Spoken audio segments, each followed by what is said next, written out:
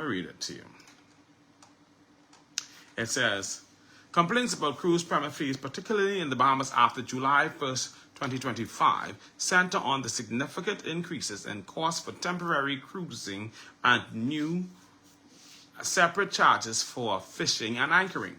Critics argue the fees are too high, potentially discouraging visitors and harming local businesses that depend on them, and mention concerns over confusing regulations and new requirements for AIS installation for certain vessels.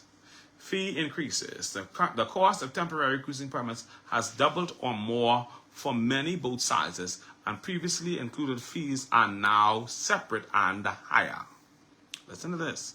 Vessels over 34 to 100 feet are now $1,000, up from $500.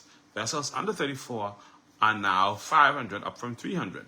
Vessels over 100 feet are now $3,000, up from $500. So they're gone 2,000. That's a 2,500% increase. Well, no, I lie. Yeah. When I say no. That's a 500% increase, not 2,500. That's a 500% increase, because they were $500 and now they're up to $3,000. So a fishing permit, a new separate fee of $300 applies. $300 applies for vessels over 34 feet. So if you didn't have a fishing permit, now you have to pay $300 for a fishing permit. New daily fees up to $350 apply for anchoring outside of marinas for boats 34 to 100 feet. So if you anchor outside of a marina, you gotta pay a daily fee of up to $350. Some worry that the higher cost will lead to cancellations and few visitors, hurting local businesses that rely on cruises for sales, supplies, and services.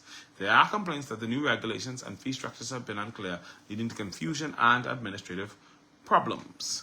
Vessels 50 feet and longer must have a mandatory AIS installation with a $1,000 fine for non-compliance. A $30 per person tax for each new non-resident passenger over 3 in number has been added. Some long-term residents have expressed concerns that the fees are prohibitive and question the long-term impact on the local economy. Okay? So persons have been challenging the situation with the fees hike. You have the president of the Bahamas Hotel and Tourism Association, Jackson Beach, saying they want the clarification on the Bahamas Customs Management regulations because they're concerned about these fees hikes. Okay? And so this is a problem. We have these fees that have really gone up. And so it's almost as if the government has killed the cruise permit industry. So marinas like Bimini Bay are abandoned. Marinas on certain areas are abandoned. I looked at Rock Sound recently.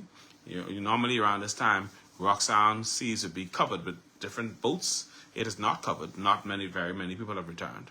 I spoke to one lady from a cruise who said to me that she now cruises to the Bahamas on a regular cruise ship. She comes with one of them, I think Carnival or one of them.